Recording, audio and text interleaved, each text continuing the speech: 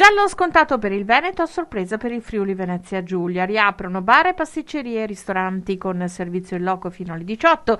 Di nuovo possibile spostarsi tra comuni in regione. Apertura contingentata per mostre e musei. Restano chiuse palestre, piscine, cinema e teatri. Da lunedì le restrizioni si allentano, ma il rischio è sempre dietro l'angolo. Il virus è strano, le varianti hanno riservato sorprese. Invita alla prudenza il presidente del Veneto, Luca Zaia. Il vero tema è questo, come si possa pensare che sia finita quando vediamo che la Germania, ve lo dicevo, è ancora in lockdown e non ne viene fuori. La Gran Bretagna è arrivata a 100.000 morti e non ne viene fuori, è ancora in lockdown. La Francia ha annunciato 24 ore fa un lockdown pesante nuovamente per la Francia. Anche lì la Francia, quante volte ci avete detto, ma in Francia tengono le scuole aperte, non hanno problemi. Sì, se finì in lockdown però. Cioè nel senso che noi stiamo cercando di gestire questo percorso assieme ai cittadini per andarne fuori.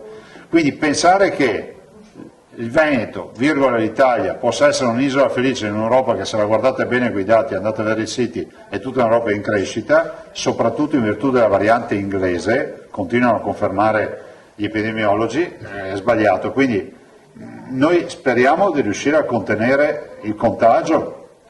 Speriamo di riuscire a contenerlo, perché da qui, prossime settimane, prossimi mesi, non sarà facile.